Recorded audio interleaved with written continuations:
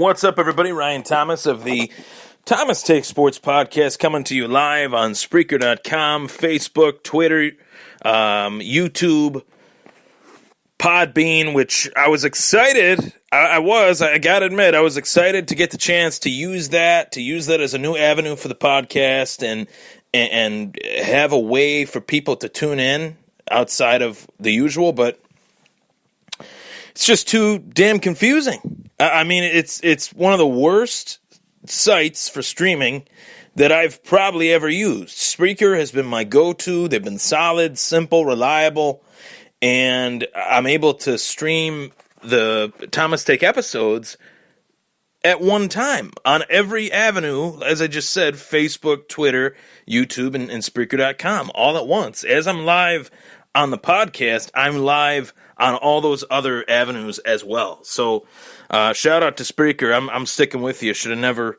considered going on another channel. You know, not that I was leaving Spreaker, but using another streaming service. It's just not working for me. So I will, obviously bring this back to Spreaker from now on. And that's the way it's going to be. So in case you don't know, I will be on the My Fantasy podcast tonight, joining Brandon Reed, Dan Schalk, and I'm pretty sure Orlando is going to be on as well.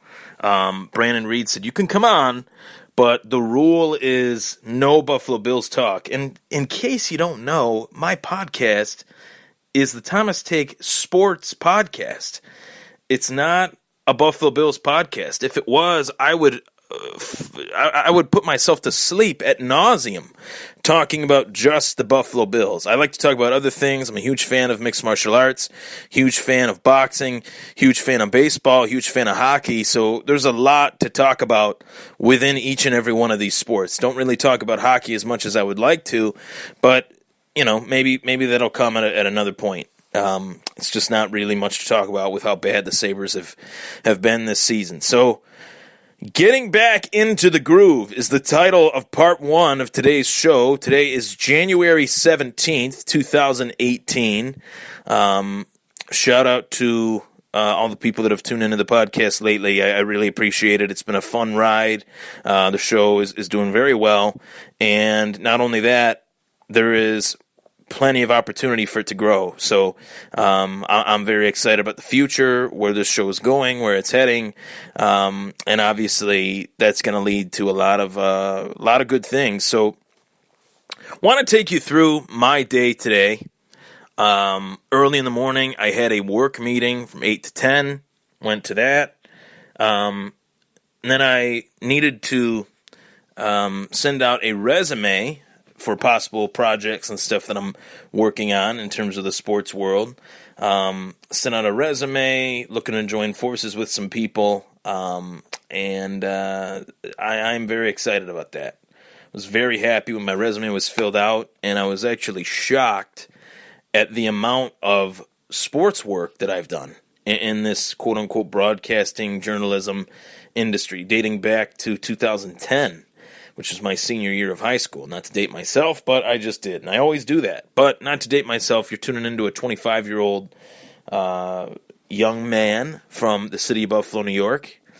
And there's a lot of different directions that this is going to go. And it's going to be very interesting to see which pool I could dip my toes in, between football, mixed martial arts, baseball, hockey. Why not all four? That's my motto. I did not get into this industry to just settle for one sport. I am more passionate about football and mixed martial arts, I think, than any other sports, including baseball. MMA has really taken me in, and it's really, I am all into MMA. I'm the lead writer for RockSportsReport.com, one of the lead writers for MyFantasySportsTalk.com. I'm really getting back into the groove with that site and with those guys. For a while, I just couldn't contribute to that site, and I felt bad, but I was just so busy with the podcast and building the podcast page on Facebook, which is at Facebook.com/Thomas Takeover. And, just doing the live shows. I was doing the live videos on My Fantasy Sports Talk, but after a while, it wouldn't let me. And Dan tried to fix the issue, but we're still unable to fix it. We don't know why, but that's that. But I will be on the podcast tonight, my fantasy podcast, talking about that. Later in the day, I got back into the groove of something else, something that everyone can relate to. The first time in a long time that I walked into a fitness gym. And I hate to admit it, but your boy here, I put on some pounds within the last couple years. Weighed around 170, 160, around 2015. And at one point, I hate to admit it, but I'm not afraid of anything. I don't care what people think.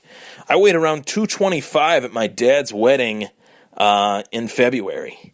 So I put on some pounds, and mainly, I know why.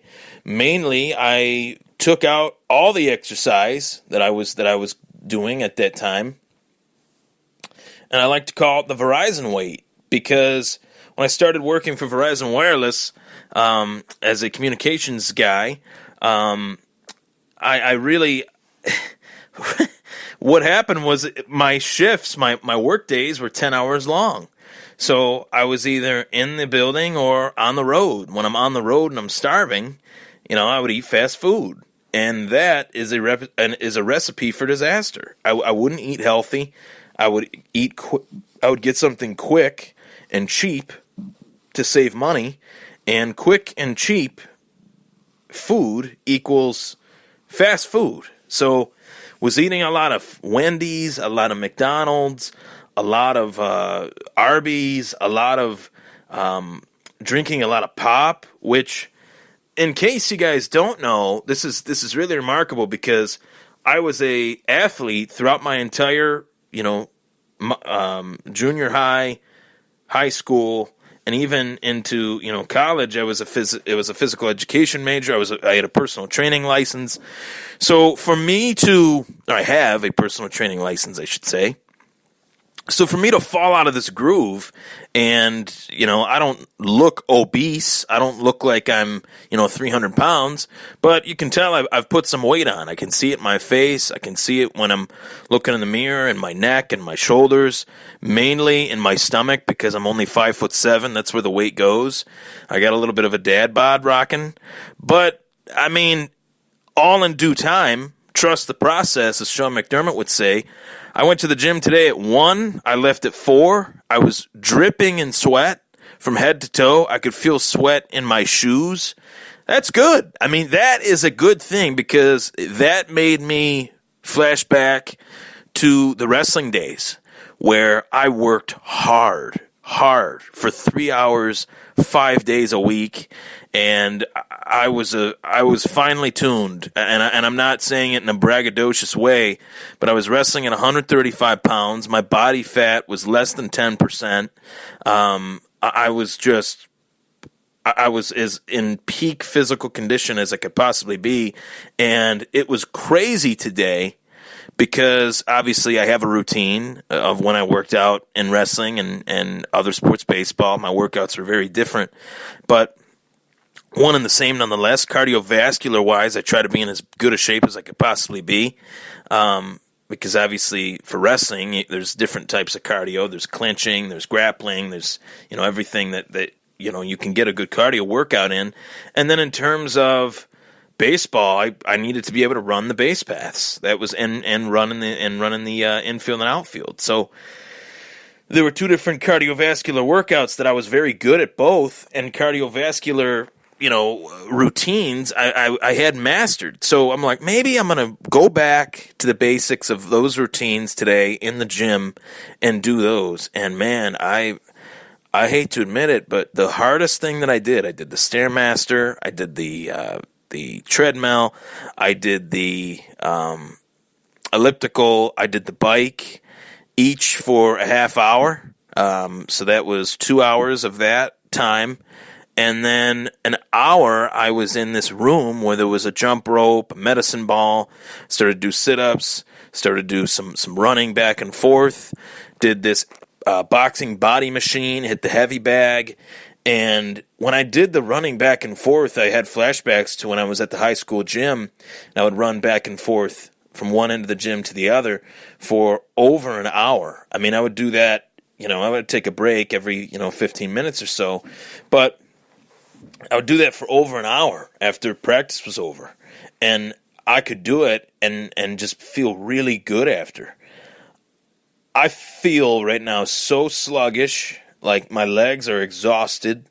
So definitely, obviously I was a little bit younger then, and I'm still young now, but a 17-year-old body is much different than a 25-year-old body. It's just, it's the same as a 30-year-old body compared to a 25-year-old body. As we get older, the body is just not as reliable as what it once was.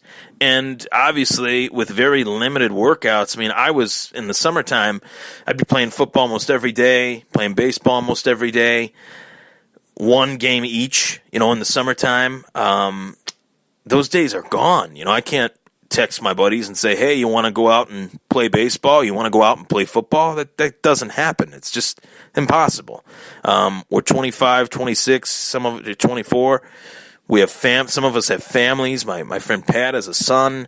We work full-time jobs. It's so hard for people to exercise when they have this full-time job. So the gym where I'm at, I can go there at any point, literally any time, and do that workout that I'm going to keep doing. And my goal, I talked to the fitness instructor there. He said, your goal can be, 170, 160. If you want to get back down to where you were at, we could get you back down to that weight in 8 months, which it took me 3 years to get to this point. So to think I could cheat the system and get this weight off in 8 months, obviously I'm going to have to work very, very hard, but I'm very willing to do so. It's not that I'm lazy in terms of working out. I enjoy working out.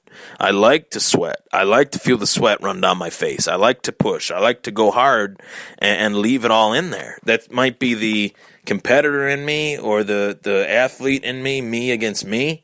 I really embraced that when I was a wrestler. I really enjoyed the me versus me mentality that wrestling offers, and that's a mentality that you have to carry in with you in the gym.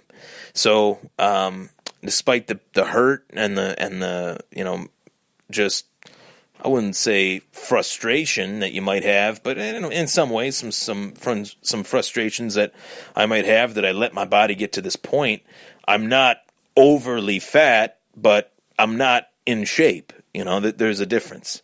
And I think that it's a good thing to know where you're at as a human being, and it's a subject that I haven't really talked about a lot on the podcast, but it's one that I felt necessary, and I wanted to kind of take you through my day today and let everybody know that if you have a fitness goal, you should go after it, because there's no goal that is too far away. Obviously, I ate myself up to 225 pounds. I'm 200 right now, maybe 195-ish. I haven't weighed myself in a little while, and I didn't weigh myself today. I probably should have.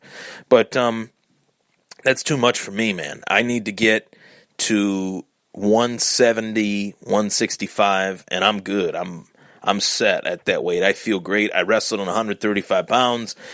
When I was done wrestling, I was like, wow, this is just really, I honestly don't know if I can weigh this little. And that was part of it too. I weighed 138 pounds at most. Maybe, and then within, maybe a month or two, I got up to 145. When you're wrestling and burning that your metabolism is firing on all cylinders, it's very tough to gain weight, and then you don't do those workouts anymore. You don't do those activities that I did, and it wasn't just wrestling. It was strength and conditioning. It was cardio. It was just everything. Once that stops, your